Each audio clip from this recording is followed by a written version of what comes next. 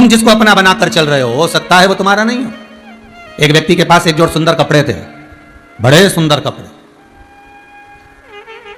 उसके पास में एक सुंदर गधा था, अब गधा भी और सुंदर। उसके पास में एक बड़ी सुंदर बकरी थी और एक घंटी थी। बड़ा चतुर था वो। उसके मन में कि भय रहता था कहीं मेरे कोई कपड़े चुरा कर ना ले जाए, गधा ना ले जाए, मेरी बकरी ना ले जाए, मेरी घंटी ना ले जाए। तो इतना चतुर था, जब भी वो जाता था ये चारों चीजों को साथ लेकर जाता था। बकरी को बांधता था गधे की पूंछ से और बकरी के गले में बांधता था घंटी। कपड़े खुद पहन लेता था और गधे पर खुद बैठ जाता था कि कोई चीज चोरी नहीं जाएगी। बकरी पीछे चल रही है, घंटी बज रही है तो घंटी भी है, बकरी भी है। गधे पर खुद बैठा है तो गधा भी चोरी नहीं जाएगा। और कपड़े मैंने पहने तो कोई मेरे कपड़े नहीं चुरा सकता। इतने में चार चोरों ने विचार करा कि ये सेठ जी के पास गधा अच्छा है, कपड़े अच्छे हैं, बकरी अच्छी है, घंटी अच्छी है, पर कुछ भी करो अपनी चोरी को भी धिक्कार है अगर इसकी चार चीजें ना चुराई जाए तो। चुरा लो इसका सामान। चारों चोरों ने विचार करा, जिस जिस चीज में जो हुनरवान है वो एक एक चौराहे पर खड़ा हो गया। पहले चौराहे पर एक खड़ा हुआ, उसने धीरे से घंटी को खोला, घंटी को खोलकर गधे की पूंछ से बांध दिया और गधे की पूंछ से बांधकर बकरी को लेकर चले गया। अब घंटी बज रही है तो इसको लगा है कि बकरी है, घंटी भी है। गधे पर आराम से बैठा बैठा चले जा रहा। थोड़ी दूर पर दूसरा चोर आया और दूसरा चोर आया और दूसरे चोर ने बकरी को खोला, वो घंटी को खोला और घंटी धीरे धीरे धीरे धीरे बजाते बजाते चले गया। अब इसको लगा कि घंटी की आवाज क्यों बंद हो गई। इसने पलट के देखा तो बकरी भी गायब, घंटी भी गायब। एकदम नीचे आया, उतरा नीचे, तीसरा चोर बैठा था। क्या हो गया? मेरा कोई बकरी और घंटी ले गया। अभी हाल मैंने जाते हुए देखा।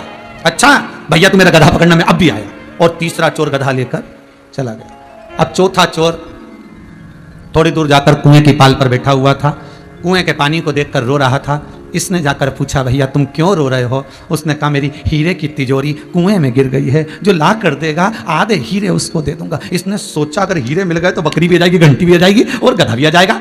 इसने कपड़े उतारे और कपड़े उतार कर दिया, ये कपड़े संभाल, मैं अब भी हाल तेरी हीरे की तिजोरी लेकर आता हूं। और कुएं में कूद गया। जैसे कूद कर बाहर आया कपड़े भी गायब हो गए। अब ना बकरी बची, ना घंटी बची, ना गधा बचा, ना कपड़े बचे। इसने डंडा उठाया, चारों तरफ घुमाना चालू कर दिया। वहीं से एक संत निकल कर जा रहे थे। उन संत ने पूछा भैया क्या हो गया, हुआ क्या, तुम ये डंडा क्यों घुमा रहे हो? उसने कहा मेरी बकरी, मेरा घंटी, गधा, कपड़े सब चले गए, अब ये शरीर बचा है, कहीं ये चला ना जाए, इसलिए इस डंडे को घुमा रहा हूं। संत कहते हैं अरे ओ बावले, इस शरीर को भी नहीं बचा पाएगा, ये शरीर भी यहीं छूट कर रह जाएगा, आत्मा निकल कर चली जाएगी। ये संपूर्ण वस्तुएं, सामग्री जो हम जोड़े हैं, ये धीरे धीरे कर कर एक ना एक दिन छूट जाती,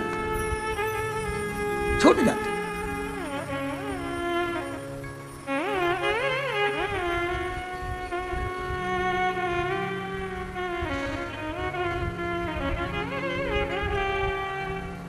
स्वयं छूटे, ए भाई स्वयं छूटे तो समझ लो सन्यास आ गया।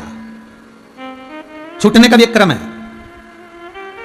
तुम बहुत सारा घी खा रहे थे, बादाम खा रहे थे, बहुत सारा घी खा रहे थे, बादाम खा रहे थे, इतने में कोई आके बोल दे, कोई तुम्हारा बाप रख कर गया, तुम्हारा पिता रख कर गया, खा मत लेना। ईमानदारी से बोलो, गुस्सा आएगा कि नहीं आएगा? क्रोध आएगा कि नहीं आएगा? और क्रोध आया तो तुमने सोच लिया आज के बाद जिंदगी में कभी नहीं खाऊंगा।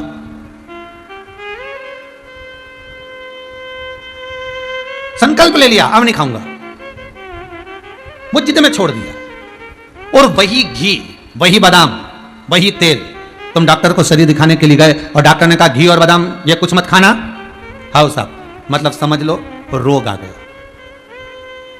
किसी ने डांट कर बोला तो क्रोध आ गया, डॉक्टर बोला तो रोग आ गया, और एक दिन मन में आया कि ये सब वस्तुएं मुझे नहीं खाना है, दिल से छोड़ दिया तो समझ लो वैराग्य आ गया। ये वैराग्यता आ गई कि अब मुझे ये सब चीजों से आसक्ति नहीं, अब मुझे इन चीजों में आसक्ति का भाव नहीं, अब मुझे ये श्रेष्ठ नहीं लग रही, मैं इन आसक्तियों से परिणत होना चाहता हूं, अब मुझे ये सुहा नहीं रहा। महाराज शिव महापुराण की कथा में भगवान शंकर जब माता दाक्षायणी को लेकर भगवान कुंभज ऋषि के आश्रम में जाते हैं और कुंभज बाबा के सम्मुख में पहुंचकर जब कुंभज बाबा ने दाक्षायणी को और शिव को प्रणाम किया है तो शंकर के भीतर तो कोई अहंकार था ही नहीं, शिव के भीतर कोई अभिमत्ता नहीं थी, शंकर के भीतर कोई अभिमान नहीं था।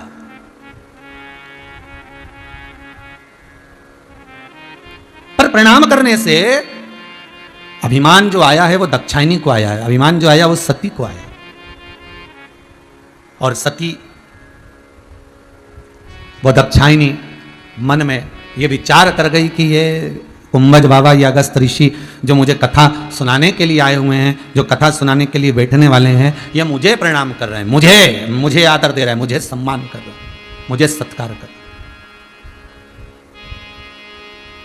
किसी के भीतर ये अगर नाम ले भी दिया हो, मालूम पड़े, बीच बीच में हम बार बार राजघरिया परिवार का वर्णन करते हैं, बोल देते हैं, तो ये भीतर ये ना सोचें कि अभिमतता का अभाव आया। नहीं नहीं, हमने पहले दिन की कथा में कहा था राजघरिया परिवार तो केवल एक निमित्त है, कथा करवाने वाला तो मेरा शंभू, मेरा भोलेनाथ है। और आप जितने लोग आस्था चैनल के माध्यम से कथा श्रवण कर रहे हो, मोबाइल पर कथा सुन रहे हो, फेसबुक यूट्यूब से कथा श्रवण कर रहे हो, आप केवल आप नहीं हो, आपके भीतर स्वयं शिव, स्वयं शंकर, स्वयं त्रिकालदर्शी, मेरा भूतेश्वर, मेरा कुबेरेश्वर, मेरा ओघड़दानी बैठकर कथा का रसस्वादन ग्रहण कर रहा है। और कथा वाचने वाला हम नहीं, कथा वाचने वाला भी शंकर ही है, कोई दूसरा नहीं, शिव, केवल शंकर।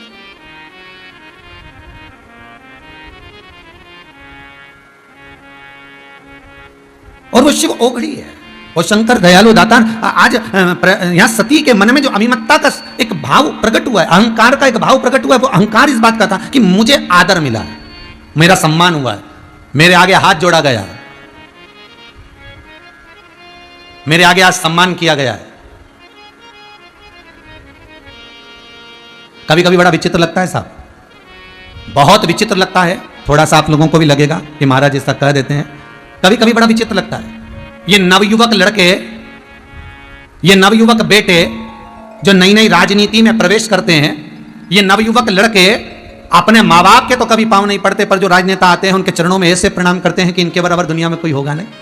ये उसी में कहा ले, जैसे एक मोटरसाइकिल से, एक बुलेट से एक बेटा जा रहा था और बाप ने, पिता ने आवाज लगाई, ए बेटा इधर आओ। बेटे ने बुलेट बंद करी, आया, हाँ पापा जा जरा एक गिलास पानी ला कर दे। बेटा अंदर दौड़ कर गया, मम्मी पापा में रत्ती भर की अकल नहीं है, बता मैंने गाड़ी चालू कर ली थी, मैं जा रहा था और पापा मुझे बुला कर कहते एक गिलास पानी ला कर दो, मम्मी पापा को पानी दे दो। मां गई, पिताजी को, अपने पति को पानी दिया। पिताजी ने पूछ लिया, तुम्हारे राजकुमार कहां जा रहा है इतनी जल्दी, इसको कहां जाने की जल्दी पड़ी है जो इतनी जल्दी भाग कर जा रहा है गाड़ी लेकर, सुनने को तैयार नहीं है, पानी ला कर दे नहीं रहा। इतने में मां तुरंत कहती है, रेलवे स्टेशन पर प्याऊ लगाई है ना, तो पानी पिलाने जा रहा। बाप ने माथा ठोक लिया, विचार करो, घर में बूढ़ा बाप पानी मांग रहा है और औलाद एक गिलास पानी नहीं दे पा रही है, और रेलवे स्टेशन पर प्याऊ लगाई है पानी पिलाने के लिए।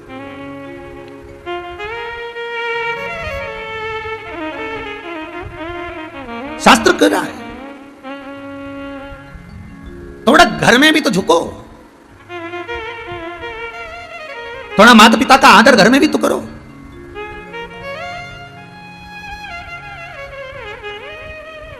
थोड़ा सा सम्मान घर के भीतर, केवल मदर्स डे पर फोटो डालने से माता का सम्मान नहीं है भाई। थोड़ा मीठी वाणी, थोड़ी प्रेम की वाणी, थोड़ी आदर की वाणी, थोड़ी श्रेष्ठता की वाणी।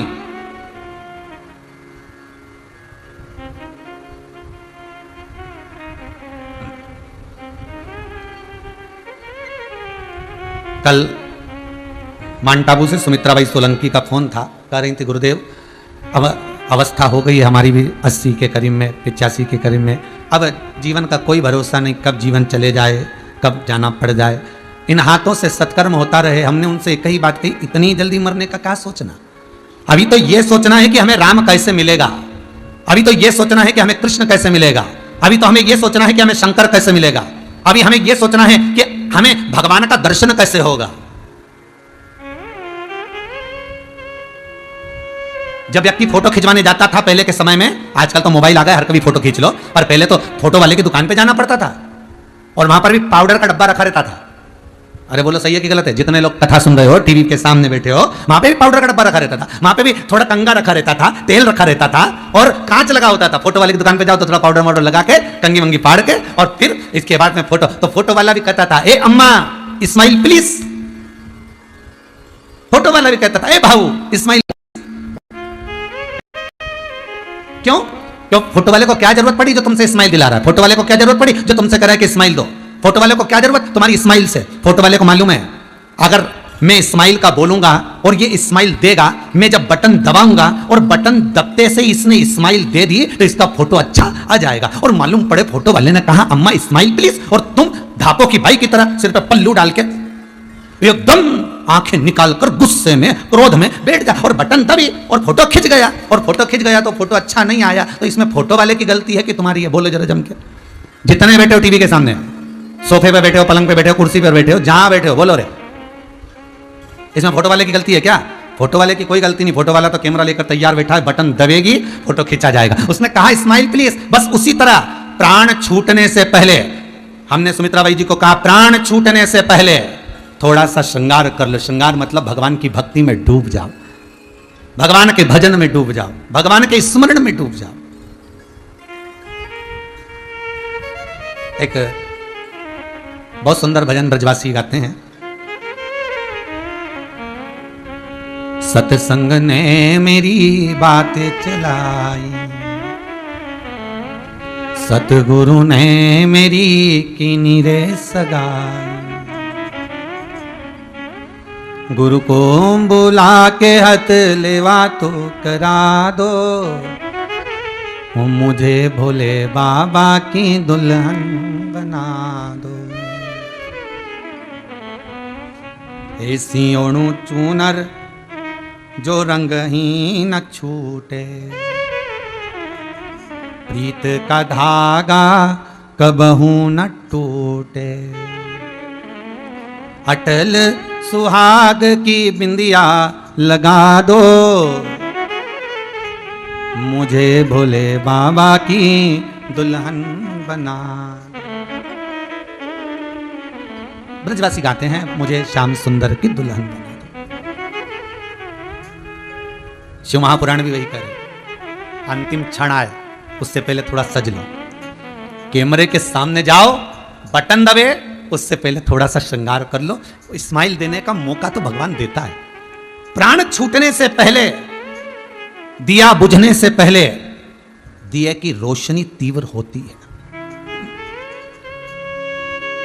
प्राण छूटने से पहले एक बार भगवान राम कहने का मौका देता है, एक बार भगवान शंकर कहने का, शिव कहने का, कृष्ण कहने का मौका देता है। बस उस मौके की तलाश में रहिएगा।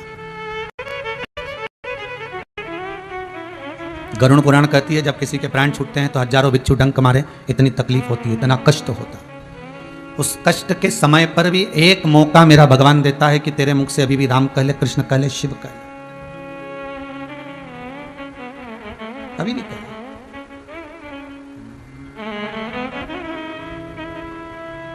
भगवान मौका देगा। कैमरे के सामने पहुंचोगे, बटन दबेगा, उससे पहले भगवान मौका देगा राम कहने का कि मुख में है राम नाम, राम सेवा हाथ में, तू अकेला नहीं प्यारे राम तेरे साथ में। जिंदगी की बागडोर हाथ दीना नाथ के, वो महलों में राखे चाहे झोपड़ी का वास रे। ये वो मौका देगा, एक बार सबको देता है, हर एक को, राम कहने का, कृष्ण कहने का, शिव कहने का। जप लो उतने समय। तो ये ना सोचिए कि अवस्था हो गई अब जाना है, अब प्राण छूटने का समय आ गया। नहीं नहीं नहीं, अभी तो है, अभी तो हमें शंकर को पाना है, अभी तो हमें राम को पाना है, अभी तो हमें कृष्ण को पाना है, अभी दूरी नहीं, अभी तो हमें भगवान शंकर का अनुमोदन करना है, शिव का स्मरण करना है, शंकर को रिझाना है। इतनी जल्दी प्राण नहीं छोड़ना। और मेरा निवेदन है जितने कोरोना महामारी के अंतर्गत भी अगर मान लो थोड़ी बीमारी से ग्रसित भी हो गए, हॉस्पिटल में पड़ भी गए, इलाज भी चल रहा है, हारना मती, डरना मती, उस शंकर का श्री शिवाय नमस्तुभ्यम का जाप करते रहो, शंकर का अनुमोदन करते रहो और यह विश्वास जागृत रखकर रहना कि अभी तो मुझे आगे बढ़कर शंकर की कथा करवाना है। अभी कोई साधारण है क्या? हम तो आपसे हर बार कहते हैं कथा के विराम पर, जिस दिन कथा का विराम होता है उस दिन आपको कहा जाता है कि भगवान से निवेदन करना कि जैसे यह कथा राजगरिया परिवार करवा रहा है, ऐसा धन, ऐसा वैभव, ऐसी सत्ता, ऐसा धन और हमारा स्वस्थ जीवन हमको ऐसा देना कि हम भी जिंदगी में एक बार शिव महापुराण की कथा करवाएं। और वचन देना भोलेनाथ, कथा हो, ये उसको कहो, ये उसको बोलो, वो जानेगा।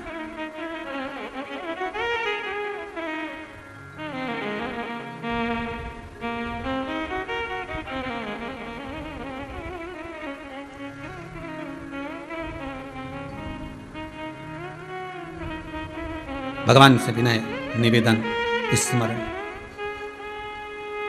मेरे भोले मेरे शंभू मुझे दर्शन करा देना। मेरे भोले मेरे शंभू मुझे दर्शन करा देना। मेरे भोले मेरे शंभू मुझे दर्शन करा देना। मेरे भोले मेरे शंभू सब गाइए। मुझे दर्शन करा देना। मैं आया हूँ तेरे दर पे मुझे दर्शन करा देना। मैं आया हूँ तेरे दर पे मुझे दर्शन करा देना। मैं आया हूँ तेरे दर पे मुझे दर्शन करा देना। मैं आया हूँ तेरे दर पे मुझे दर्शन करा देना। जय हो।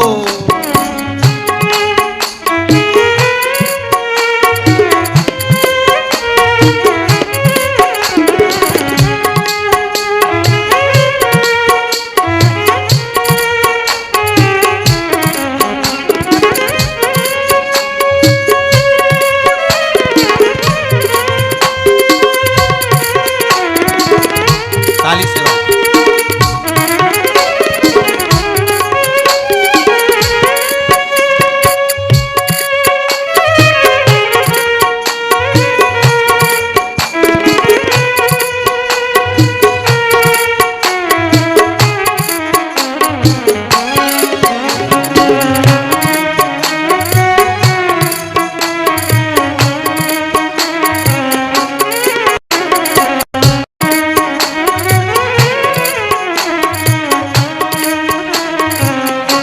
कभी तो सामने हो तुम, कभी तुम हो गए ओझल। कभी तो सामने हो तुम, कभी तो हो गए हो जल। कभी तो सामने हो तुम, कभी तुम हो गए ओझल। कभी तो सामने हो तुम, कभी तुम हो गए हो जल। मेरे भोले आकर के मुझे दर्शन दिखा देना। मेरे भोले आकर के मुझे दर्शन दिखा देना। मेरे भोले मेरे शंभू मुझे दर्शन दिखा देना। मेरे भोले मेरे शंभू मुझे दर्शन करा देना। मैं जैसा हूँ तेरा ही हूँ मुझे दर्शन दिखा देना। मैं जैसा हो मेरा ही हो मुझे दर्शन करा देना।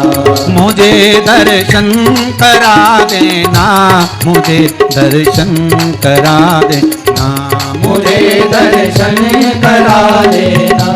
मुझे दर्शन करा देना। सब गाइए। मुझे दर्शन करा देना। मुझे दर्शन करा देना। मुझे दर्शन करा देना। मुझे दर्शन करा देना। मेरे भोले मेरे शंभू मुझे दर्शन करा देना। मेरे भोले मेरे शंभू मुझे दर्शन करा देना।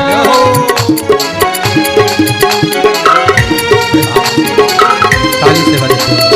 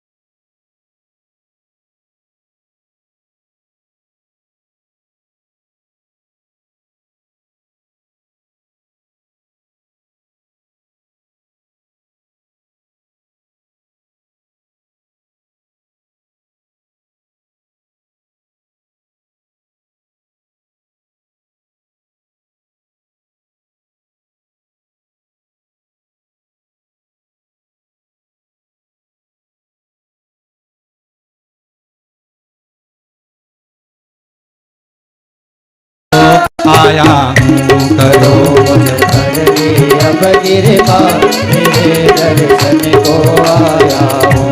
मेरे भोले मेरे शंभू तेरे दर्शन को आया हूँ। मेरे भोले मेरे शंभू मेरे दर्शन करा देना। मैं आया हूँ तेरे दर पे, मुझे दर्शन करा देना।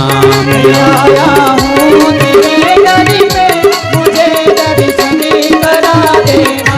मुझे दर्शन करा देना, मुझे अपना बना लेना। मुझे दर्शन करा देना, मुझे अपना बना लेना। मुझे दर्शन करा देना, मुझे अपना बना लेना।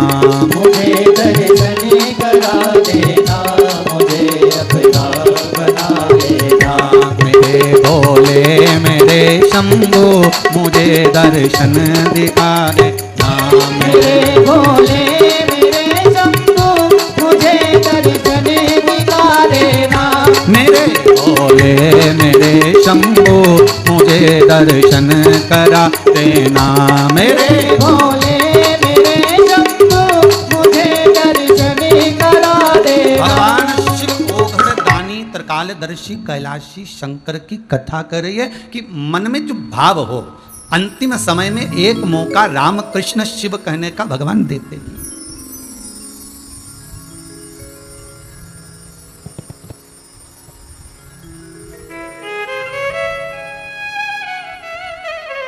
कल किसी ने एक प्रश्न किया है कि गुरुजी हमारे पास में, समीर जी के पास व्हाट्सएप पर मैसेज है कि हमारे पास में, हमारे घर में अबीर भी रखा है, गुलाल भी रखा है, चंदन भी रखा है, चावल भी रखा है, हम भगवान की रोज इतनी सारी सामग्री से पूजन करते हैं, उसके बाद भी हमको थोड़ा तकलीफ आ जाता है, कष्ट आ जाता है, तो क्यों आता है?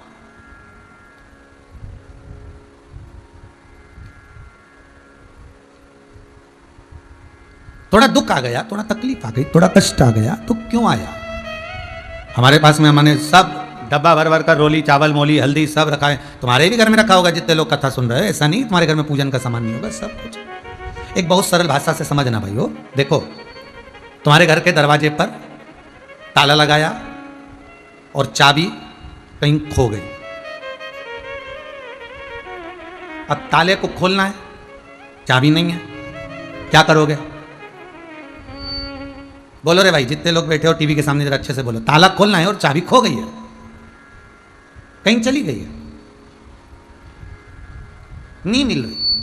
होता है जैसे भारत के कुछ 10 लोग मिलकर अमेरिका घूमने गए, और अमेरिका घूमने के लिए गए और उन्होंने जाकर पूछा, भैया यहाँ पर हमको एक जरा होटल दीजिए, जरा हमें रहना। होटल वाले ने कहा मिल तो जाएगी, पर कमरा, रूम तो के रूम तो 100 मंजिल ऊपर मिलेगा, नीचे कोई रूम नहीं है, नीचे नहीं है, नहीं ऊपर। ठीक है, पर जाएंगे कैसे? लिफ्ट लगी है, बटन दबाना, पहुंच जाओगे, आ जाओगे। ठीक है, दे दो। अब उससे जाना आना चालू कर दिया उन्होंने, 2-4 दिन वहां रहे तो जाना आना चालू। एक दिन घूम कर आए थे, वापस आए तो लाइट नहीं थी। तो मैनेजर से पूछा ऊपर कैसे जाएंगे? मैनेजर बोला सीढ़ियां लगी है, चढ़ जाओ, इन सीढ़ियों से ऊपर चढ़ो। अब वो सीढ़ियों से कैसे चढ़े भैया? नीचे का कोई रूम दे दो अभी हाल थोड़े दिन के लिए, जब लाइट आ जाएगी हम चले जाएंगे थोड़ी देर बाद। नहीं, अपने अपने रूम में जाओ ऊपर, सीढ़ियां से चढ़ो। अब सीढ़ियों से चढ़े कैसे सब? अब 10 ने विचार करा, एक काम करो, अपनी अपनी दुख भरी कथा के हो, अपन तो हैं,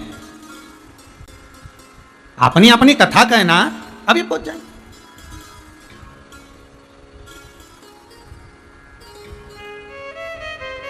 गप्पे मारने में, बोलने में अपन पीछे हैं क्या?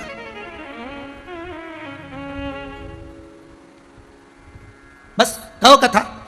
एक ने अपनी दोबारी कथा कही, चढ़ते चढ़ते 10 मंजिल ऊपर, दूसरे ने कही 20 मंजिल ऊपर, तीसरे ने कही 30 मंजिल ऊपर, 8वें ने कही 80 मंजिल ऊपर, 9वें ने कही 90 मंजिल ऊपर, 10वें वाले से कहा तेरा नंबर है, तू कथा के अपनी दुख भरी।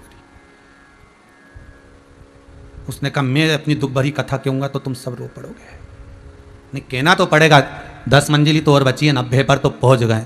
उसने कहा मेरी दुख भरी कथा केवल इतनी है कि कमरे की चाबी नीचे सोफे पे रह गई है। सब ने जूता हेड़ा और जो मारने पिले कि 90 मंजिल ऊपर आ गए, तुझे वो तब कमरे की चाबी याद आ रही?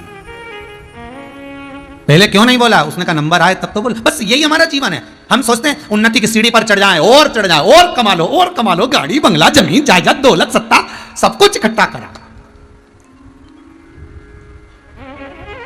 अरे गुरुजी बस बेटा दुकान संभाल ले, फिर मैं माला संभाल लूंगा। ओहो पक्का? हाँ बस एक बार बेटा दुकान संभाल ले और मैं माला संभालूंगा। फिर तुम कहते ना माला जपना भजन करना शंकर जपना, फिर मैं माला संभालूंगा। और मालूम पड़े कि बेटा दुकान संभाले, उसके बाद मालूम पड़े तू पलंग संभाल, माला कौन संभाले?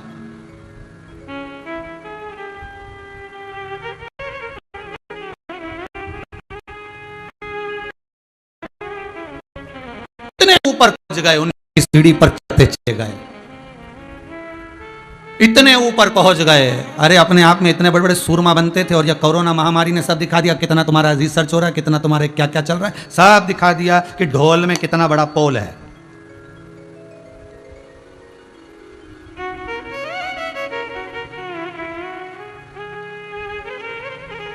अब इतने ऊपर चढ़ गए, इतनी उन्नति पर चढ़ गए और मालूम पड़े चाबी, चाबी कौन सी? वो शिव महापुराण की चाबी, वो भगवान की भक्ति की चाबी, स्मरण की चाबी, नाम जाप की चाबी, नाम स्मरण की चाबी। क्योंकि ऊपर कोई दूसरी चाबी नहीं लगती। बैकुंठ का ताला अगर खोलना है तो चाबी भगवान के भजन की होना चाहिए। अगर बैकुंठ का ताला खोलना है तो चाबी भगवत स्मरण की होना चाहिए। और वो चाबी जब लगेगी तभी खुलेगा। भाव तो ऊपर चढ़ भी गए ना तो चाबी तो नीचे ही है।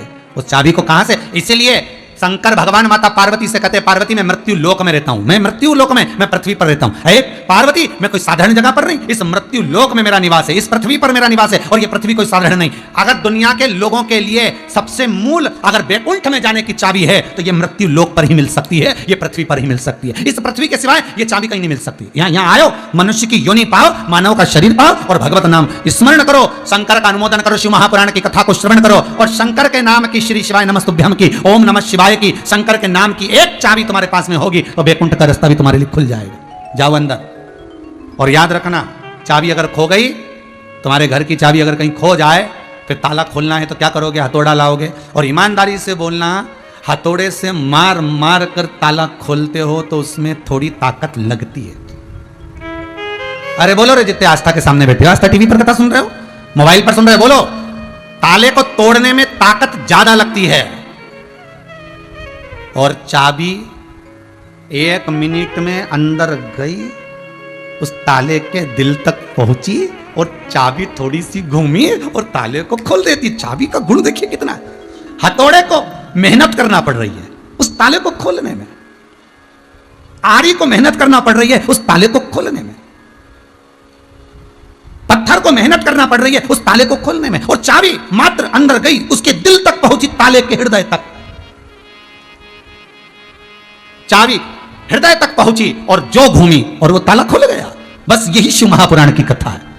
बहुत सारा सामान है गुरुजी, मेरे पास चावल रखे, मेरे पास में अबीर रखा, मेरे पास में गुलाल रखा, मेरे पास में चंदन रखा, मेरे पास में अगर तगर रखा, मेरे पास में सारा सामान रखा, मैं रोज भगवान की पूजन करती हूं। अर्थात तुम भगवान को केवल हथौड़े से, अर्थात भगवान को केवल वस्तुओं से पाने का प्रयास ना करिए, ताले को हथौड़े से तोड़ने का प्रयास ना करिए, भगवान को केवल वस्तुओं से रिझाने का प्रयास ना करिए। भगवान शंकर को अगर रिझाना है तो तुम्हारे पास में अगर कोई वस्तु नहीं भी है, तो पहले भी कहा भगवान को रिझाना है, तुम्हारे पास कुछ भी नहीं है, 1 लोटा पानी भी नहीं है, तो शंकर के मंदिर में जाकर, जो शंकर के मंदिर में कोई ना जाए उस मंदिर में तुम जाओ और एक कपड़ा उठाकर घर से पोछा ले और पोछा फेर दो, शिव जी का श्रृंगार करो, जो पड़ा उसी से भगवान का श्रृंगार कर दो। कहीं पानी रखा उसी से भगवान को स्नान करा दो, भाव से भगवान का श्रृंगार कर दो। एकांत में बैठकर इस हृदय की चाबी से शंकर के ताले को खोलो। वस्तुओं से भगवान कभी प्रसन्न नहीं होता रे बाबा। अरे वस्तुओं से कहां प्रसन्न होगा? हमने कई बार है ना, उसके मरने के 30 दिन उसकी राख समेटने के लिए जाते हैं शमशान में। जब राख समेटने के लिए जाते हैं तो साथ में उसको जो जो चीज पसंद होती है ना, वो सब सामान लेके जाते हैं। समोसा, पोया, और समोसा भी उसी दुकान का लेके जाते हैं जिस दुकान का काका जी खाते थे, वही का समोसा, पोहा, जलेबी, और बिस्कुट भी वही लेके जाते हैं जो बिस्कुट काका जी खाते थे। पार्ले जी वाला नहीं, 2020 वही बिस्कुट ले जाते जो बिस्कुट काका जी खाते। काका जी को जो जो पसंद आता था सब ले गए और बाद में ऐसी 3 पाई की डंडे पे एक मटकी रखकर छेद कर कर रखकर वहाँ पर कंडा जलाकर धूप छोड़कर सारा पोहा जलेबी समोसा सब रखा। रखते से ही सब चल दिए। छोटे से बच्चे ने अपने पिताजी का हाथ खींच कर बोला, पापा देखो दादाजी आ गए। पीछे पलट कर देखा तो कुत्ता सब कुछ खा रहा था। निवेदन है, बाद में जीवों में अपने पूर्वजों को देख रहे हो, बाद में पूर्वजों को अपने इन जीवों में ढूंढ रहे हो, उससे अच्छा है जब लोग जिंदा हैं उनका आदर करो। जो माता पिता जीवित हैं उनका सम्मान करो, उनका सत्कार करो, उनका आदर करो, उनको प्रणाम करो, नमन करो।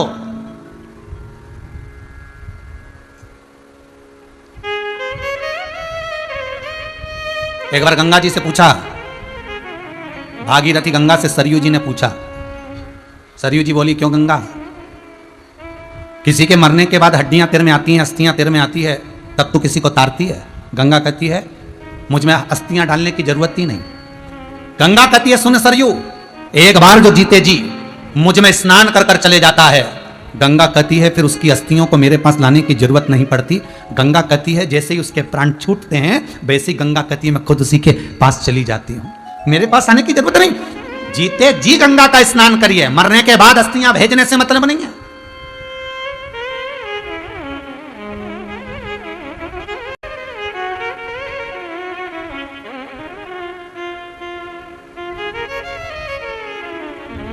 हम जीते जी स्मरण नहीं कर पाए, अहंकार में, अभिमत्ता में, अहम में हम डूबे रहे और वो अहंकार, वो अभिमत्ता, वो अहम हमारा इतना था कि हम भगवत भजन में डूब ना पाए। हम वस्तुओं में भगवान को ढूंढ रहे हैं, हम वस्तुओं से भगवान को रिझा रहे हैं। और भगवान तो भाव का भूखा था। विदुर जी के घर में गए और विदुरायन ने एक बढ़िया जोरदार पलंग बनवाया था। उस पलंग में नई नई निवाड़ रस्सी बंधवाई थी और भगवान जैसे पहुंचे, विदुर जी तो थे नहीं, विदुरायन घर पर थी, सुध भूल गई विदुरायन।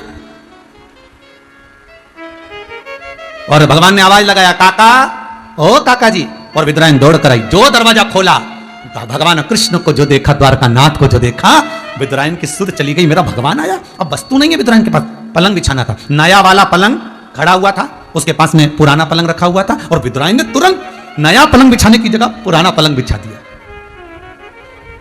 और पुराना पलंग बिछाकर विदुरायन बोली, प्रभु बैठिए। भगवान ने कहा इस पे? विदुरायन बोली नया है। भगवान ने कहा नया ऐसा है तो पुराना कैसा होगा?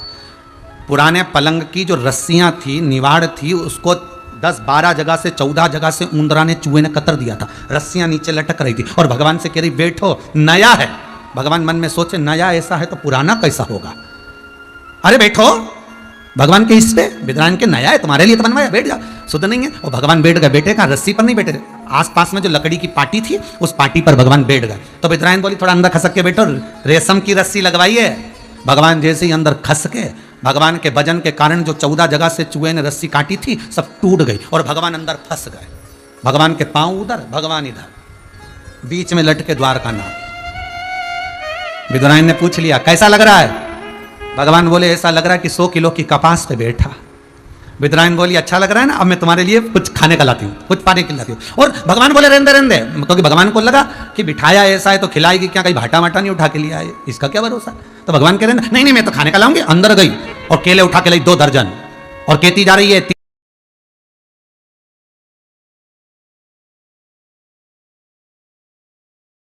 बीमारी से भी अगर जूझ रहा है, लड़ रहा है और डॉक्टर भी उसको दवाई दे रहे हैं तो पहले शंकर का एक बार नाम ले ले, एक बार उस महामृत्युंजय को याद कर ले, एक बार श्री शिवाय नमस्तुभ्यम का स्मरण कर ले, एक बार शंकर को दिखाकर वो दवाई खिला दी जाए। यही भाव समझो कि हम शंकर का अमृत तत्व दे रहे हैं, हम शिव का भाग प्रसाद दे रहे हैं।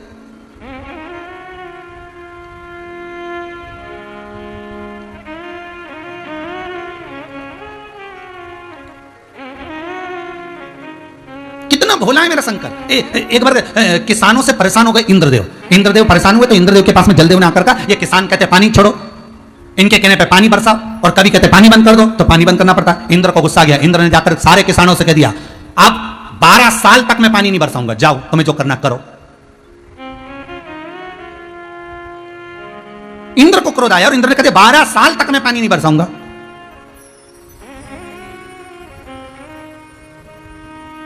सबकी सब परेशान होकर देव ऋषि नारद के पास गए। नारद जी बोले क्या है? इंद्र गुस्से में आकर उन्होंने कह दिया 12 साल पानी नहीं बरसाऊंगा पृथ्वी पे। अच्छा, सारे किसान भूखे मर जाएंगे, पृथ्वी का क्या होगा? क्या खाएंगे? नारद जी ने कहा चिंता मत करो, तुम सब शंकर जी का भजन करो। सारे किसान लग गए, अपने अपने घरों में शंकर जी का भजन करने लगे, शिव का स्मरण करने लगे। शंकर भगवान के पास इंद्र ने जाकर कहा मैं बहुत परेशान हो गया था इन किसानों से, इसलिए मैंने 12 वर्ष का नियम लिया, 12 वर्ष पानी नहीं देना। आप भी मना कर देना अगर आपके पास खबर आए तो। शंकर जी का भजन करा, शंकर जी प्रकट हुए। शंकर जी ने पूछा बोलो रे किसान क्या बात है? किसान बोले 12 साल तक इंद्र पानी नहीं देंगे, कुछ करो। भगवान शंकर बोले एक बार इंद्र के पास जाकर विनती करो, हो सकता है मान जा। इंद्र के पास वापस पहुंचे तो इंद्र से कहा आप मान जाइए, इंद्र से क्षमा मांगी। तो इंद्र ने कहा मैं क्षमा तो कर दूंगा, मानता हूं, अगर शंकर जी अपना डमरू बजा देंगे तो मैं पानी गिरा दूंगा। इंद्र ने जैसे ही किसानों को कहा, दौड़ के इंद्र शंकर जी के पास गए, भोलेनाथ जी मैंने वर दे दिया, पानी डमरू बजेगा तब। डमरू मत बजाना 12 साल, मेरे वचन को निभा लेना। इंद्र कहता है मेरे वचन को निभाना, 12 साल डमरू मत बजाना। शंकर जी बोले ठीक है। किसान वापिस आ गए, किसानों ने शंकर जी से कहा डमरू बजा दो। शंकर जी बोले मैंने नियम लिया है कि 12 साल तक डमरू नहीं बजाऊंगा। सारे किसान पार्वती जी के पास पहुंच गए। अब मां तो मां होती है। शंकर जी के परिवार में सबसे बड़ी बात तो यह है कि शंकर जी पे जब हम जल चढ़ाते हैं ना, तो केवल अकेला शंकर पे जल नहीं चढ़ता। शंकर जी के चरणों में जहां से पानी बहकर निकलता है, वहां राइट हैंड में गणेश, लेफ्ट हैंड में कार्तिक, जहां पर शिवलिंग रखा है वो माता पार्वती का हस्तकमल, शिवलिंग के रूप में शंकर, ऊपर से एक एक बूंद जो जल की धार बह रही है वो शंकर जी की 5 लड़कियां, जया, विषहरा, सामरीबारी, दोतली, देव। शंकर जी के जल जहां से बहकर जा रहा है उसमें बीच में जो एक मोटी सी लाइन है वो शंकर जी की छोटी लड़की है सुख सुंदरी। शंकर जी का संपूर्ण परिवार जब वहां पर है तो हम केवल शंकर को जल नहीं चढ़ा रहे, शंकर के पूरे परिवार को चढ़ा रहे। पार्वती के पास पहुंच गए किसान, और किसानों ने पार्वती जी से कहा मां कृपा करिए। माता ने पूछा क्या हुआ? शंकर जी 12 साल बाद डमरू बजाएंगे और डमरू बजेगा तभी पानी आएगा, इंद्र ने कहा। पार्वती जी बोली चिंता मत करो, तुम जाओ, अब डमरू बजवाना हमारा काम है। पार्वती जी ने गंगा जी को बुलाया, गंगा जी आई। पार्वती जी बोली गंगा मैंने सुना है कि 2-4 साल तक व्यक्ति जो काम नहीं करता उसको भूल जाता है, फिर कभी जिंदगी भर नहीं कर पाता। एक बार मेरे को याद है गंगा, जब भगवान शंकर नटराज बनकर आए थे ना मेरी शादी के पहले मुझे रिझाने के लिए, नटराज अवतार भगवान ने धारण करा था, तब शंकर जी इतना अच्छा डमरू बजाते थे, इतना बढ़िया डमरू बजाते थे। और शंकर जी को डमरू आज भी बहुत अच्छा बजाना आता है। पर मैंने सुना है कि 12 साल तक शंकर डमरू नहीं बजाएंगे। पर चिंता मुझे ये लगी अगर 12 साल तक कोई व्यक्ति काम नहीं कर पाता तो वो कुछ काम कर ही नहीं पाता, भूल जाता। सिलाई करने वाला 12 साल में अगर सिलाई करेगा तो सिलाई भूल जाएगा, कढ़ाई करने वाला कढ़ाई करेगा तो 12 साल में कढ़ाई भूल जाएगा। तो फिर शंकर जी अगर 12 साल बाद डमरू बजाएंगे तो डमरू बजाना भूल तो नहीं जाएंगे। शंकर जी को कुछ भी हो पर थोड़ा सा प्रैक्टिकल करते रहना चाहिए। गंगा शिव जी को थोड़ा सा प्रैक्टिस करते रहना चाहिए, थोड़ी थोड़ी प्रैक्टिस करें। इतने में शंकर जी बैठे थे और शंकर जी ने सुना कि प्रैक्टिस करो नहीं तो डमरू बजाना भूल जाएंगे। और मेरे को भी 1 साल हो गया और डमरू तो नहीं बजाया, इंद्र के कहने पे कहीं भूल तो नहीं गया। शंकर जी को चिंता लगी भूल तो नहीं गया, अगर भूल गया होऊंगा तो शंकर जी ने डमरू को उठाया और धीरे से बजाया। जैसे ही बजाया तो जलदेव ने बरसाया, जल वृष्टि प्रारंभ। और जल वृष्टि हुई, डमरू बजते। बस वही तुम्हारे भीतर हो। परमात्मा को पाने की ललकता वस्तुओं में नहीं हो सकती। आप दिल से भगवान शिव को रिझाओ, वो डमरू बजाने को तैयार बैठा है, वो डमरू का नाच करने को तैयार बैठा है।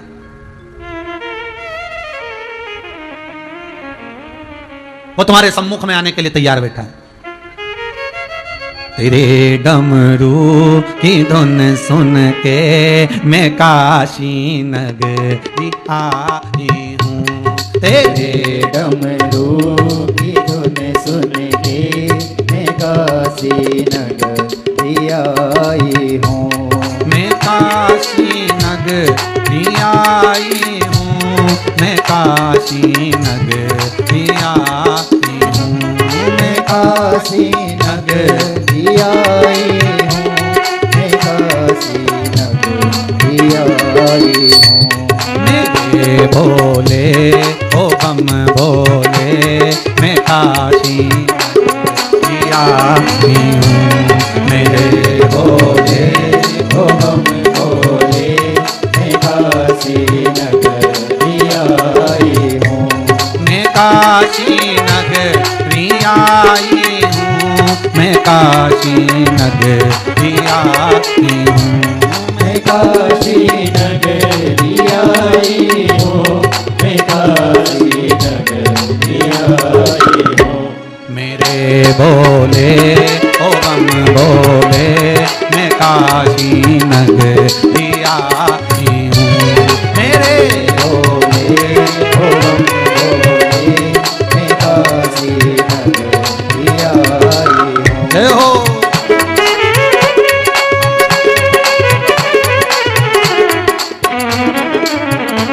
जय हो।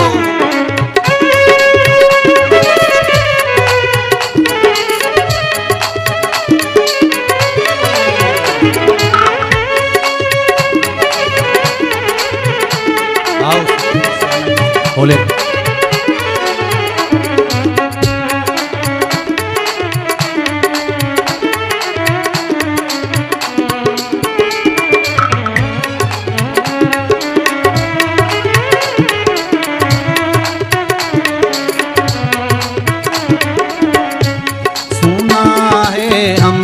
ने ओ भोले तेरी काशी में गंगा है। सुना है हमने ओ भोले तेरी काशी में गंगा है।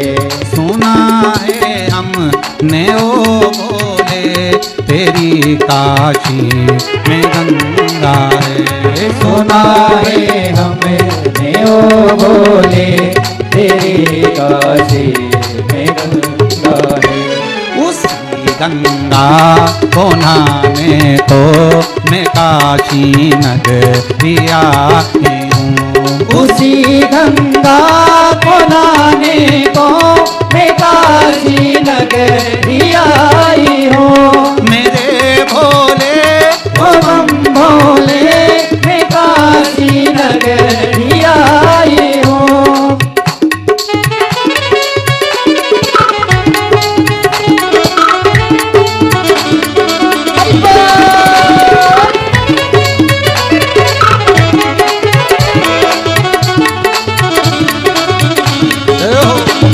आनंद से ताली से बजे।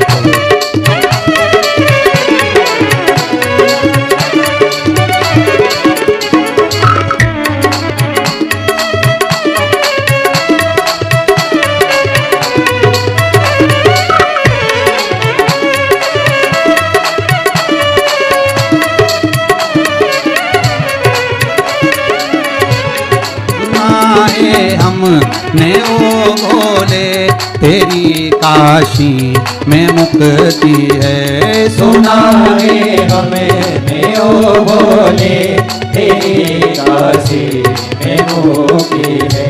सुना है हमने ओ भोले तेरी काशी में मुक्ति है। सुना है हमें ओ भोले तेरी काशी में मुक्ति है। उसी मोकी को पाने को मैं काशी नगरी आई हूँ। उसी मोती को पाने को मैं काशी नगरी आई हूँ। मेरे भोले ओ बम भोले मैं काशी नगरी आई हूँ। मेरे भोले ओ बम भोले मैं काशी नगरी आई हूँ। तेरे डमरू की धुन सुन के मैं काशी नगरी आई हूँ। तेरे डमरू की धुन सुन के मैं काशी नगरी आई हूँ। हर हर महादेव। भगवान अगर डमरू का नाद करें, डमरू का यदि नाद करें शिव, और उस डमरू के धुन पर भी भगवान भोला है, शिव बड़ा भोला, उसके बराबर दुनिया में कोई नहीं। सहज भोला, सरल भोला। शिव कथा कर रही है, थोड़ा सा अहंकार छोड़ दोगे तो भगवान को मिलने में सहजता होगी। थोड़ी अभिमत्ता को त्याग दोगे तो भगवान को मिलने में सरलता होगी। दक्षायनी सती का अहम गया,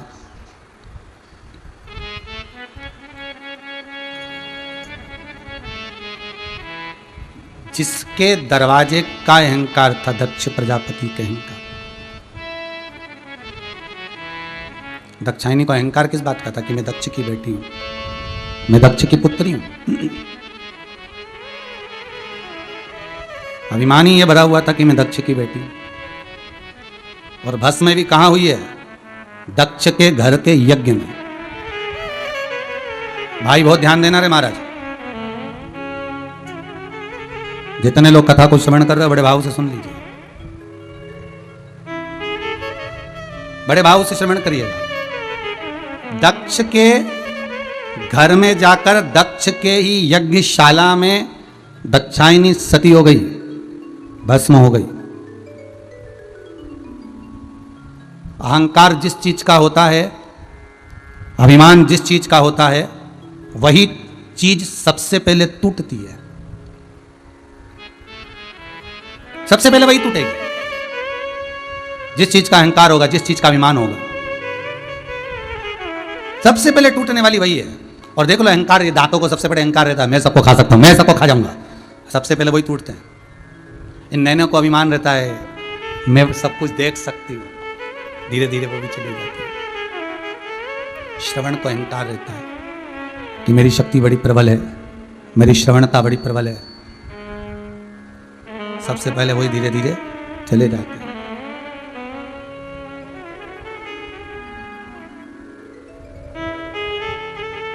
जिस जिस चीज का अभिमान आपके भीतर है, वो सारा अभिमान की वस्तुएं सबसे पहले छूटती है। दक्षायनी दक्ष के यज्ञ में जाकर समाप्त हो गई। शिव को क्रोध आया।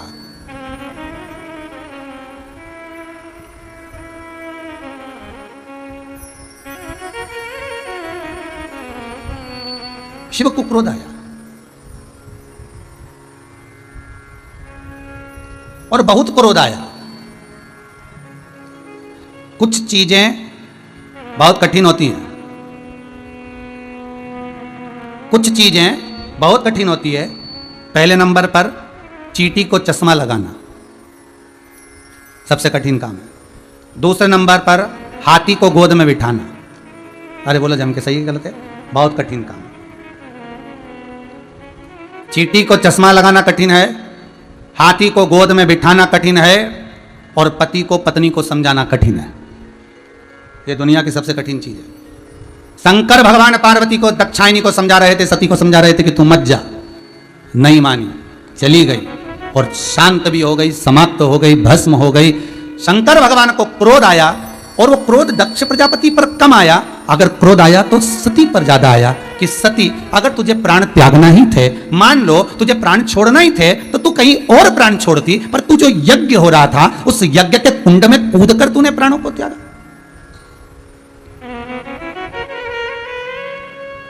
यज्ञ के कुंड में कूद कर तू प्राणों को त्याग रही। हे सती, जरा विचार तो करना था तेरे को। शास्त्र कहता है, हिंदू धर्म कहता है, हमारे वेद और पुराण कहते हैं, कहीं यज्ञ हो रहा हो, अनुष्ठान हो रहा हो, सत्कर्म हो रहा हो, भजन कीर्तन हो रहा हो, कोई पुण्य का कार्य हो रहा हो, बन सके तो उसमें सहयोग प्रदान करना, अन्यथा उसमें जाकर आप अर्चन उत्पन्न मत करना। पर दुनिया के लोग इतने विचित्र पैदा हुए हैं कि जब कहीं डिस्को हो रहा हो, रात्रि को शादियों में खूब पार्टियां हो रही हो, तो दुनिया के लोगों को कोई ऑब्जेक्शन नहीं होता, कोई फर्क नहीं पड़ता। पर कहीं सुंदरकांड का पाठ हो रहा हो, रामायण हो रही हो, भागवत हो रही हो, गीता जी हो रही हो, स्मरण हो रहा हो, तो दुनिया के लोग पहले से फोन लगाना चालू कर देते हैं। आवाज धीमा करो, साउंड कम करो, ये कम करो, प्रचार कम करो। अरे भाई, शिव महापुराण की कथा कहती है, जैसे जंगल में शेर धाड़ता है, सिंह की गर्जना से छोटे छोटे जीव भाग जाते हैं, उसी तरह शिव महापुराण की गर्जना से हजारों लाखों जो रोग व्यक्ति को ग्रसित करने वाले होते हैं, काम, लोभ, आसक्ति, व्यसन आदि आदि जितने रोग हैं, परेशानियां, ये सब भाग जाते हैं, ये सब भाग जाते हैं।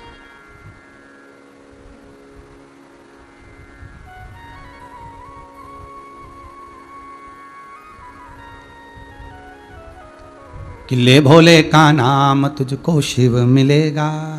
भगवान शंकर का नाम मात्र स्मरण करने पर, नाम स्मरण करने पर जीव का सुख एक आनंदित हो जाता है। आपको पहले भी कथा में कहा था कि बैसाख के महीने में बेले का फल, काय का फल, बेले का फल, उस फल को शंकर को चढ़ाकर उसका गुर्दा रख लीजिए, या बन सके तो बैसाख के महीने में बेले के फल को जलाकर उसकी भस्म तैयार कर कर शंकर पर चढ़ाकर उसको उठाकर रख लीजिए। वो दुनिया की सबसे बड़ी औषधि है, वो दुनिया की सबसे बड़ी औषधि है। बैसाख के महीने में एक बेल का फल अगर आपको कहीं मिल जाए तो उस बेल के फल को सुखाओ, सुखाकर उसको पीस लो और पीस कर या उसको जलाकर उसकी भस्म तैयार कर कर शंकर पर चढ़ा दो। चढ़ाने के बाद उसको उठा लो, उतार कर एक डिब्बी में भर के रख लो।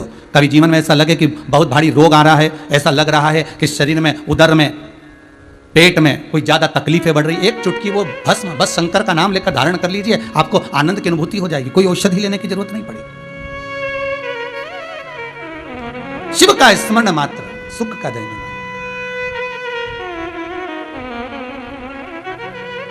महाराज शिव महापुराण की कथा कर रही, अगर तुम्हें भस्म होना ही था सती दक्षाइनी तो और कहीं जाकर भस्म होती तो चल जाता, पर आपने यज्ञ के अंदर कूद कर आहुति दे दी अपने शरीर की। यह ठीक नहीं, यह श्रेष्ठ नहीं है।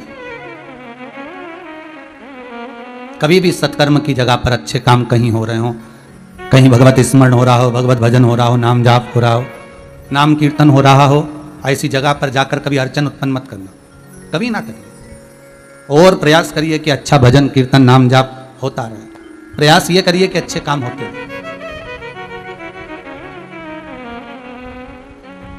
महाराज सती, तुम क्रोध की अग्नि में जलकर भस्म हुई हो, इस यज्ञ की अग्नि में जलकर भस्म हुई हो सती। मैं शिव आपको कहता हूं, आपने देवताओं के यज्ञ में अड़चन उत्पन्न करी है, इसलिए आपको कोयल का जन्म लेना पड़ेगा। देखिएगा, सती जलकर भस्म हुई तो अगला जन्म इनका कोयल का हुआ। कोयल बनकर सती जब 2 आषाढ़ पड़ेंगे, और 2 आषाढ़ जब पड़ेंगे, उन 2 आषाढ़ में जब तुम मेरी आराधना करोगी, 2 आषाढ़ मतलब 2 अधिक मास आषाढ़ के पड़ेंगे, उसमें तुम जब मेरी आराधना करोगी तब इस कोयल की योनि से मुक्त होकर, उसको हमारे यहाँ हिंदू धर्म में कोकिला अधिक मास कहते हैं, जब 2 आषाढ़ पढ़ते हैं तो कोकिला अधिक मास कहलाता है। 2 आषाढ़ पढ़ने को तब तुम मेरा स्मरण कर कर, हे सती मेरा स्मरण कर कर हिमालय राज के घर में पार्वती बनकर फिर तुम्हारा जन्म, फिर तुम्हारा प्रागट्य होगा, फिर तुम जन्म। दक्षाइनी की आंख से आंसू बह रहा है, नैनों से जल बह रहा है, अश्रु गिर रहा है। और दक्षाइनी की आंख से जब आंसू गिर रहे हैं, नैनों से जल बह रहा है कि मैं कोयल बनूं, ठीक है, पर आपसे तो मैं वंचित रह जाऊंगी, आपसे तो मैं दूर रह जाऊंगी, और आपसे अगर मैं दूर रह गई तो मेरा फिर कोई जन्म हो मुझे मतलब ही ना। शिव जी ने कहा, सुनो सती, कोयल के रूप में आप विराजमान होगी, पर जब आप कभी किसी भी स्थान पर मेरे शिवलिंग का निर्माण होगा, उस शिवलिंग के निर्माण वाली जगह पर जिस वृक्ष पर बैठकर आपकी वाणी से कूकोगी, बोलोगी, जिस शिवलिंग के स्थान पर विराजमान होने के बाद अपनी वाणी से जब आप कूकोगी, बोलोगी, तब मेरे ही पद को प्राप्त कर कर मेरा ही दर्शन नित्य पाओ। नित्य। एक बहुत सुंदर बात है महाराज जी, अगर आप लोगों ने ध्यान देंगे, कोयल जब अपनी वाणी से कूकती है ना, कोयल जब अपनी वाणी से कुछ पुकारती है ना, तो उस कोयल को रोका नहीं जाता है, प्रसन्न होना चाहिए। क्यों? कोयल जब अपनी वाणी से कूकती है, पुकारती है, तो कोयल को उतनी देर के लिए शंकर का दर्शन होता है, उतनी देर के लिए शिव। ए दक्षाइनी, तुम कोयल का जन्म पाओगे, तुम्हारी वाणी जब निकलेगी, तुम्हारी वाणी से जब तुम संबोधन करोगी तब मेरा दर्शन पाओगे। जब उसको याद आती है, दक्षाइनी को, सती को जब शिव की याद आती है, वो कूकती है, आवाज लगाती है, शंकर उसके सम्मुख में होते हैं। मेरा निवेदन केवल कोयल से ही नहीं, मेरा निवेदन आप सबसे भी है। जैसे कोयल एक पक्षी होकर दक्षाइनी कूक कर भी भगवान को पा लेती है, आप और हम अगर एक बार दिल से, हृदय से शिव को पुकारेंगे तो क्या शंकर नहीं आएगा? एक बहुत सुंदर बात कहें आपसे, ये कोरोना वायरस की गति और प्रार्थना की गति, आपके भजन की गति, भक्ति की गति, इन दोनों में तीव्रता किसकी है? जम के बोलिए।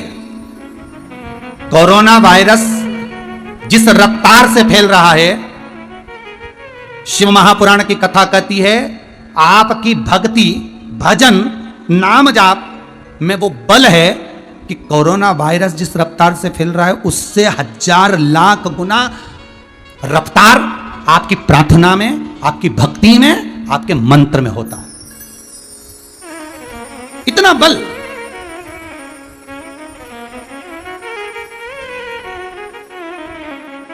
आप दिल से पुकारो, मत बोलो। आप मुख से अगर कोई शब्द नहीं निकाल सकते मत निकालो, दिल से बैठकर भी आप शंकर जी का अनुमोदन करोगे। कोई बीमार भी है उसके लिए प्रार्थना करोगे। कहते हैं कोरोना वायरस दुनिया का दुख जिस रफ्तार से चलता है उससे 1000 लाख गुना ज्यादा तेज रफ्तार से हमारे दिल की प्रार्थना चलती है, हमारा मंत्र जाप चलता है, हमारा स्मरण चलता है। आपसे ये नहीं कहा कि आप महामृत्युंजय का जाप करो, आप ओम नमः शिवाय जपो, आप श्री शिवाय नमस्तुभ्यम जपो। आप तो दिल से भगवान को पुकारो। तुम्हारे दिल से जब तरंगे निकलेंगी, तुम्हारे दिल से जब आवाज निकलेगी, जब कोयल कूकी तो शंकर को सामने आना पड़ा। जब तुम्हारे दिल से तुम भगवान को पुकारोगे तो ये तरंगे जब निकल कर जाएगी तो वायरस से ज्यादा तेज भागती हैं हृदय की तरंगे। प्रयास कर देखना। पहले के समय में मोबाइल नहीं होते थे। पहले के समय में आप किसी को याद करते थे, बहुत दिन हो गए वो जीजी नहीं दिखी, और मालूम पड़े कभी कभी ऐसा होता था कि या तो उसका पत्र आ जाता था या जीजी घर पे आ जाती थी। ये दिल की तरंगे होती थी। पहले ये मोबाइल नहीं होते थे, पहले फोन नहीं होते थे, ये दिल से याद किया जाता था और सामने वाला व्यक्ति सामने आ जाता था। बस उसको पुकारा और वो सम्मुख में आ गया।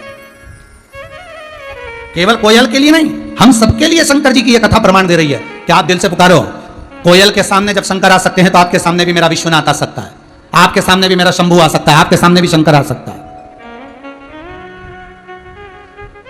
एक किसी ने एक फोटो भेजा है, हॉस्पिटल में, मुंबई के हॉस्पिटल में रूम के अंदर जिस व्यक्ति को ऑक्सीजन लग रही है और वो व्यक्ति जो तड़प रहा था, उस व्यक्ति के सामने टीवी पर यही शिव महापुराण जो ये राजगरिया परिवार करा रहा है, वही शिव महापुराण की कथा उसके सामने चल रही है। और उसके शरीर की गति देखिए, उस व्यक्ति की धैर्यता देखिए। मैं कहूंगा आस्था चैनल वालों को, समीर जी के पास फोटो है, वो दिखाइए जो क्लिपिंग उन्होंने बना के भेजी है मुंबई हॉस्पिटल से, जो वीडियो बनाकर भेजी है कि शिव महापुराण का बल क्या होता है।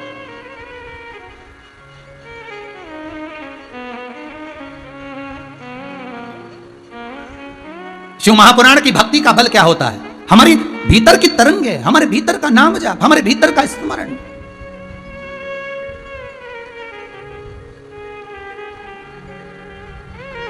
और वो नाम जाप का फल आप ना, हम फिर कहेंगे आपको, हम फिर कह सकते हैं, अभी मंदिर बंद हैं, सारे देवालय बंद हैं, मान लो आप नहीं जा सकते, आप नहीं पहुंच सकते, तो आप अपने दिल से तो पुकार सकते हो उस शंकर को। उस मंत्र की तरंगे क्या कहती है, मात्र शिव महापुराण की उसने लिखकर भेजा है। अगर हो आस्था चैनल वालों के पास तो दिखाइएगा कि सामने टीवी चल रही है और मरीज उस टीवी को देखकर अपने आनंद सुख से उस कथा का रसस्वादन कर रहा है। जो तड़प रहा था, उन्होंने जो डॉक्टरों ने मैसेज लिखकर भेजा कि शिव महापुराण की कथा, वो जीव जो सुन रहा है उसके इतना आनंद हो गया कि उसका मरीज का विल पावर मजबूत होकर वो ठीक होने लगा। तो ये दम शंकर की कथा में ये तरंगे, आपका प्रेम, आपकी वात्सल्यता, आपका स्नेह, आपकी करुणता।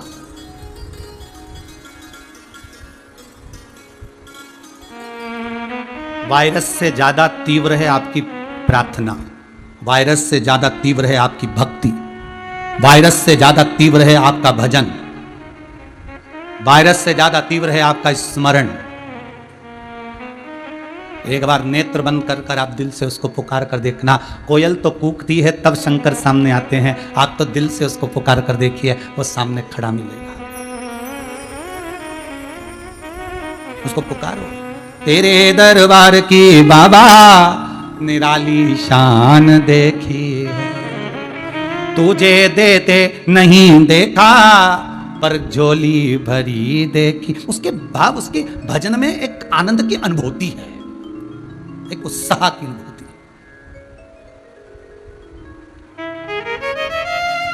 कैसे मिलेंगे शिव? शंकर समय आया,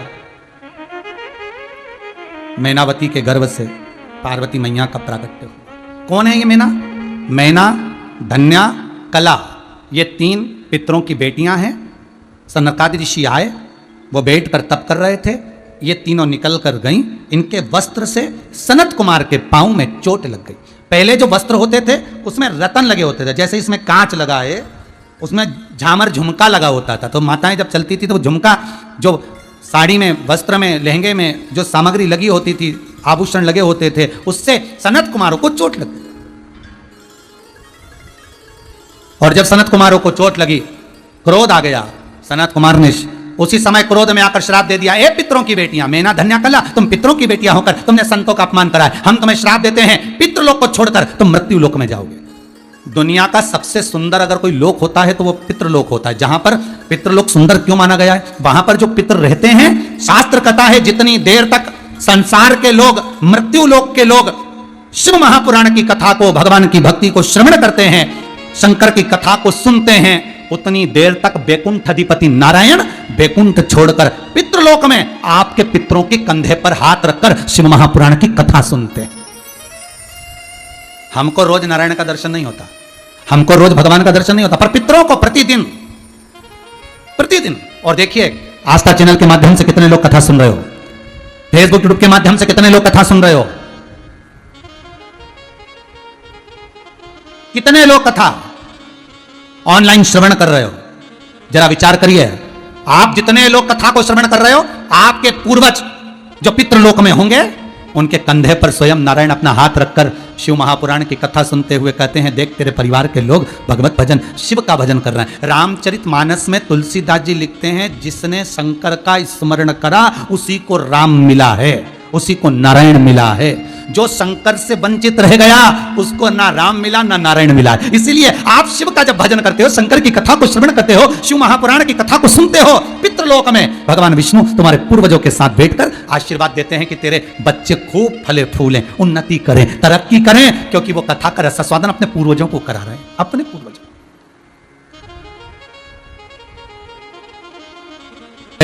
वो परख गया, नहीं परख आया तो हो जाए, समय समय समय की बात है। ये तो एक व्यक्ति को चमकदार पत्थर मिल गया, उसने चमकदार पत्थर को उठा लिया, उठाया, उसने सोचा कितना जोरदार चमकदार पत्थर है, इस पत्थर को रख लेता हूं। रखा तो मन में सोचा क्या करूंगा, मेरे पास में गधा है ना, उसके गले में डाल दूंगा। बेचारे गधे को आज तक मैंने कुछ भी गिफ्ट नहीं दिया, तो गधे को भी प्रसन्नता होगी कि मुझे मेरे सेठ जी ने गिफ्ट दिया। अब कुमार ने वो जो पत्थर था चमकदार, वो गधे के गले में डाल दिया। अब गधे के गले में इतना जोरदार चमके वो पत्थर, एक व्यक्ति वहां से आ रहा था। अब वो व्यक्ति जो आ रहा था वो हीरे जेवरात का जौहरी था, उसने वो पत्थर को पहचान लिया। पत्थर को पहचाना तो उसको बोला, इधर आ। कुम्हार आया, हाँ बोलो साहब, क्या है तेरे गधे के गले में? एक चमकदार पत्थर है साहब। उसने हाथ लगाकर देखा, ये तो कोहिनूर हीरा है, पर यह कुम्हार को नहीं मालूम कि यह हीरा है। अगर इसको मालूम होता तो ये गधे के गले में नहीं डालता। इसने कहा एक काम करो, ये हीरा हमको दे दो। इसने कहा ये पत्थर हमको दे दो। कुमार ने कहा काय को दे? बड़ी मुश्किल से तो गधे के गले में डाला, आ ही नहीं रहा था, पत्थर में छेद करा, तब जाके गधे के गले में। और तुम कह रहे हमको दे दो, हम तुमको 10,000 रुपए देंगे। उसने सोचा 10,000 रुपए में पत्थर, इससे तो रहने दो साहब, हम तुम्हारे गधे के गले में ही अच्छा, कौन खोले फिर तुमको दे, 10,000 तुम्हारे पास रखो। समझ ले, अभी भी कह रहा हूं। इसने मन में सोचा, कंजूस तो था ये जौहरी भी, इसने सोचा 10,000 में दे देगा और मिल जाएगा, मैं लाखों करोड़ों में बेच दूंगा। और वो 10,000 में उसने कहा मैं तो नहीं दे रहा, मेरे गधे के गले में ही अच्छा। ये चला आगे आगे, जौहरी इसके पीछे पीछे चला, कभी तो मन करेगा 10,000 में दे ही देगा, कुमार है, जानता क्या है। आगे गया तो एक और जौहरी मिल गया। उस जौहरी ने देखा हीरा गधे के गले में, इसने कहा ले, मैं तुझको 50 लाख रुपए देता हूं, ये पत्थर मुझे दे दे। उसने 5 मिनट में 50 लाख में वो पत्थर दे दिया। और पीछे आने वाला जौहरी सिर मलता रह गया। उसने वो पत्थर लिया और राजा के यहां ले जाकर दे दिया, और एक राज्य का पूरा राज्य ले लिया, पूरा राज्य। ये वो हीरा है, शिव महापुराण वो हीरा है। जो समझ गया उसके लिए तो करोड़ों का हो गया, जो ना समझ है। संसार के कई लोग ऐसे हैं जो शिव महापुराण के बताए हुए एक एक उपाय को करते हैं, और जब उपाय करते हैं उनका जब काम हो जाता है तो बड़े प्रसन्न होते हैं। हमने शंकर का ये कार्य किया था, हमारा काम हो गया। हमने पशुपति व्रत किया था, हमारा ये काम हो गया। हमने शंकर का ऐसा अनुमोदन किया था, हमारा ये कार्य हो गया। शंकर का जो परख गया, हीरे को पहचान गया, उसकी चमक को जान गया, वो करोड़ों में चला गया। और जो नहीं जाना उसके लिए तो पत्थर है, उसके लिए तो पुराण है, उसके लिए तो शिव महापुराण। पहचान गया जो, उसके लिए आनंद है।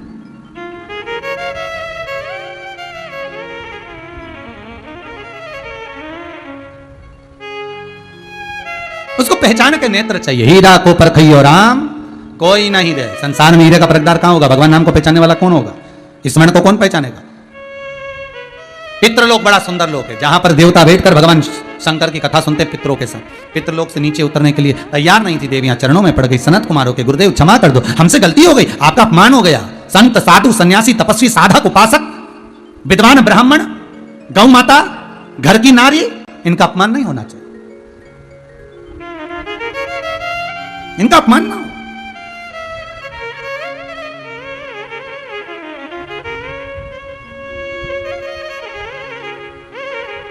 जिस जगह पर संत की आंख से आंसू गिरते हों, जिस जगह पर घर की कन्याओं की आंख से आंसू गिरते हों, जिस जगह पर गौ माता की आंख से आंसू गिरते हों, जिस जगह पर माता पिता की आंख से आंसू गिरते हों, वो घर घर नहीं रहता, वो नरक रहता है। वो घर घर नहीं है, वो नरक है।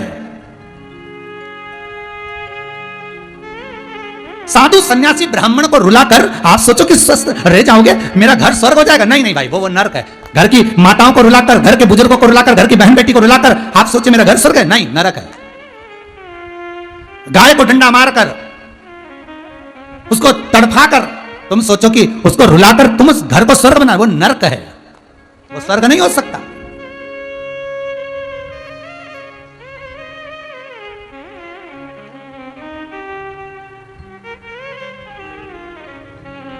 महाराज,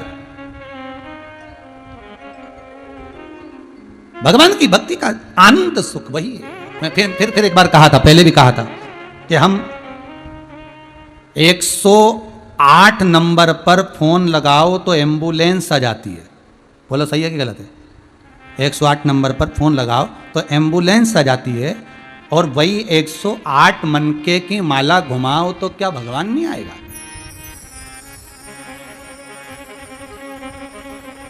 क्या शिव नहीं मिलेगा? मैना कन्या कला, नीचे जाओ तुम मृत्यु लोक में जन्म लोगी। क्षमा मांगा तो कहा 3 देवियां तुम्हारी गोद में खेलेगी। मैना की गोद में पार्वती, कन्या की गोद में सीता, क्योंकि सुनैना बनी थी वो, कला कीर्ति बनी जिनकी गोद में राधा, ये तीनों खेली। और मैनावती की गोद में पार्वती जी जब आई, आते ही आनंद समाहित हो गया। नारद जी ने कहा इनको जो पति मिलेगा, भस्मी रमाने वाला, जटाजूट बांधने वाला, मृगचाला पहनने वाला। पार्वती जी की मां ने कहा कि मैं विवाह नहीं करूंगी, बेटी कुंवारी रख दूंगी। नारद जी ने जाते जाते कह दिया अगर ये शंकर का अनुमोदन करेगी तो शिवपति के रूप में मिलेगा। शंकर का भजन करा। जब बाल्यावस्था में जो ज्ञान प्राप्त हुआ था, रुक्मणी जी का विवाह भगवान कृष्ण के साथ कितनी बार हुआ? श्रीमद् भागवत कथा में आपने सुना होगा, रुक्मणी जी का विवाह भगवान कृष्ण के साथ में 4 बार हुआ। पहला विवाह रुक्मणी का, जब रुक्मणी की अवस्था 4 साल की कुछ छोटी अवस्था थी, और रुक्मणी ने देवऋषि नारद और अपने पिताजी के मुख से भगवान कृष्ण का चरित्र सुना था।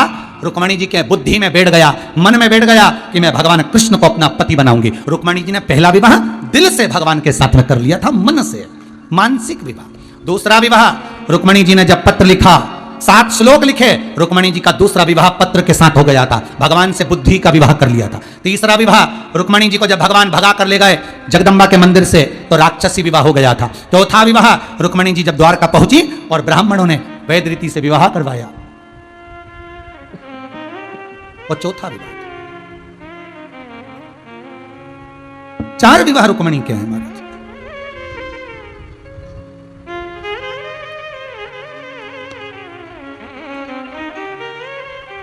बचपन, जवानी, अधेड़ी, बुढ़ापा, रुक्मणी जी ने चारों अवस्था 4 विवाह में भगवान को दे दी। आप भी दे दो, आप भी तो दो। एक संत निकल कर जा रहे थे, एक सेठ जी अपने पोते को खिला रहे थे। संत जा रहे थे तो सेठ जी ने आवाज लगाकर, ओ महाराज कहां जा रहे हो? बस प्रवचन देने जा रहे। महाराज जी बोले थोड़ा बहुत प्रवचन। सेठ जी बोले हमको दे जाओ। संत बोले हम क्या प्रवचन दें? तुम्हारी गोदी में जो तुम्हारा पोता बैठा है रोज तो प्रवचन देता है, तुमको रोज तो बोलता है बाबा जी बाबा जी बाबा बाबा, रोज प्रवचन तो देता है कि अब हो गई जिंदगी, बाबा बन जाओ, भजन करो, राम नाम गाओ। सेठ जी को बड़ा बुरा लगा कि महाराज तो हमको प्रवचन दे गया। सेठ जी बोले रुको महाराज रुको, हमारा मन खुद करता है कि अब हमारी जिंदगी हो गई, अब हमारा पोता सही कहता है बाबा बन जाए, अब तो भगवान का भजन करें। पर महाराज बात इतनी सी है कि मन 2-4 बार करा बाबा बनने का, पर बेटे को गोदी में ले तो वो कहता बाबा जी, और बेटी के बेटे को गोदी में ले तो कहता ना ना ना ना ना ना। अब आफत में हम फंसे कि बाबा बनने का मन बनाओ तो बेटी का बेटा कहता ना ना मत बनना। संत मन में सोचे सेठ जी तो बड़ा अपने आप को ज्ञानी समझता है, बताओ। और सेठ जी संत ने तो कहा तुम्हारे पांव पड़ लें तो तुम्हारे बराबर संत नहीं मिले, जाए हम तो। ये दुनिया है। अगर कोई समझाने का प्रयास करे ना तो बहुत इतनी अकल से समझाएंगे, अब बहुत बढ़िया, क्या समझाने बैठेंगे। विद्वत्ता पार्वती जी जान गई, पार्वती जी गई तब करने, साधना करने, बाल्यावस्था में जो ज्ञान प्राप्त हुआ था, बस अपने बच्चों को जो संस्कार बाल्यावस्था में दिया जाता है वो संस्कार जीवन भर चलता है, जीवन भर चलता। फिर बदला नहीं जा सकता। आप देव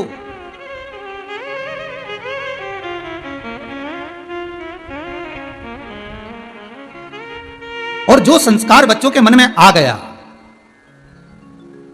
जो संस्कार बच्चों के मन में प्राप्त हो गया बाल्य अवस्था में जब आ गया तो वो सुख दे गए, वो आनंद की अनुभूति करा गए। और महाराज शिव महापुराण की कथा कहती है पार्वती जी शिव की आराधना में लग गई, शंकर की भक्ति में डूब गई, और ऐसी भक्ति में डूबी, ऐसी भक्ति। पार्थिव शिवलिंग का निर्माण करती, पूजन करती, भगवान का स्मरण करती, ओम नमः शिवाय, ओम नमः शिवाय, स्मरण कर रही हैं। समय आ गया, कई बार भगवान शिव ने जाकर परीक्षा ली। भगवान शंकर तप साधना में लीन थे, कामदेव ने समाधि तोड़ना चाहिए, भगवान शंकर के तीसरे द्वारा कामदेव जलकर भस्म, कामदेव जलकर भस्म, समाधि।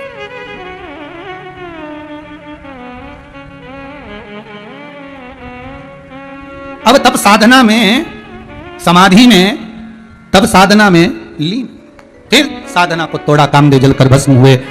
शिव जी का विवाह पार्वती के साथ पक्का हुआ, शंकर दूल्हा बने, पार्वती दुल्हन बनी।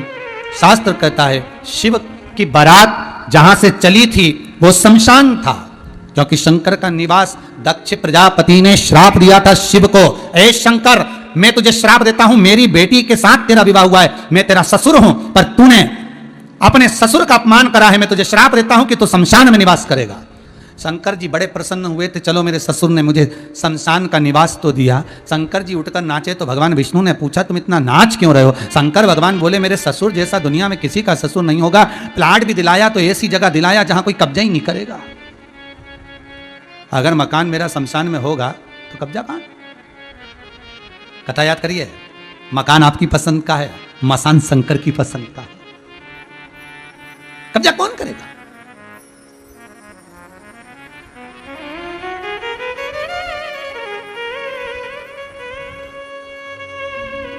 कौन करेगा?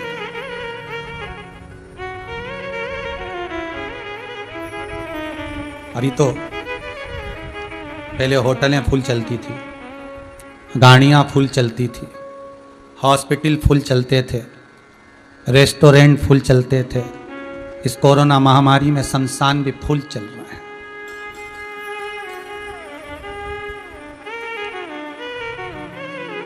फिर वही बात आ गई, कर लो जीते जी भजन, घबरा कर नहीं, डर कर नहीं, बस दिल से कर लो, भय खा कर नहीं, दिल से कर। विवाह हुआ, शिव पार्वती जी को लेकर गए। उनके विवाह का कारण केवल इतना था कि तारकासुर का संहार करना था। और तारकासुर कौन? शिव महापुराण की कथा कहती है ये तारकासुर ने जो वर मांगा था, ब्रह्मा जी से वर मांगा था कि शंकर के पुत्र द्वारा मेरे प्राण छूटे। मतलब समझना कि शंकर का कितना बड़ा भगत होगा तारकासुर, कोई साधारण नहीं होगा। शिव के पुत्र से वध क्यों मांगा? स्वयं इंद्र ने एक बार तारकासुर से पूछा कि तू इतना बड़ा असुर होकर, राक्षस होकर, तूने भगवान शंकर के पुत्र द्वारा क्यों मरना चाहा? तो तारकासुर ने कहा शंकर मेरे हृदय चित्त में बसते हैं, शंकर का पुत्र अगर मेरे प्राणों को हरेगा तो फिर मेरा जन्म नहीं मिलेगा, फिर मैं चला गया, फिर मेरा कोई जन्म नहीं। अंतिम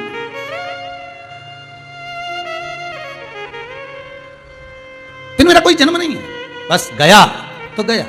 आपसे भी निवेदन है, आप भगवान से बहुत भोग विलास वस्तु सामग्री ना भगवान से कहना, अगर देना हो तो दीजिए जन्म जन्म का साथ, बस इतनी कृपा करें, इतनी दया हो, इतनी कृपा हो कि आप और हम दोनों सम्मुख, ऐसी कृपा कर दीजिए।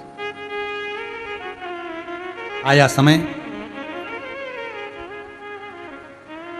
गंगा मैया को भगवान शिव ने जो वर दिया था, हे गंगा मेरा विवाह पार्वती जी के साथ होगा, पर गंगा मेरा विवाह पार्वती जी के साथ होगा, पर तूने पार्वती से ज्यादा तप साधना करी है, मेरी जन्म होगा तेरे जल से होगा। और भगवान शंकर के तेज पुंज को ले जाकर, भगवान शंकर के तेज पुंज को ले जाकर सूर्यदेव अग्निदेव की साक्षी में गंगा के जल में देते हैं। गंगा की धार से शंकर जी के 6 पुत्रों का जन्म होता है। 6 ही पुत्र रोते हैं तो एक साथ, बिलखते हैं तो एक साथ, दूध पीते हैं तो एक साथ, जल पीते हैं तो एक साथ। गंगा मैया परेशान हो गई तो कृतिकाओं को बुलाया, संतों की पत्नी को। कृतिकाओं, आप इन पुत्रों का पालन करिए। कृतिकाओं ने उन पुत्रों का पालन करा तो वो पुत्र रोते तो एक साथ, दूध पीते तो एक साथ, जल पीते तो एक साथ। कृतिकाएं भी परेशान हो गई।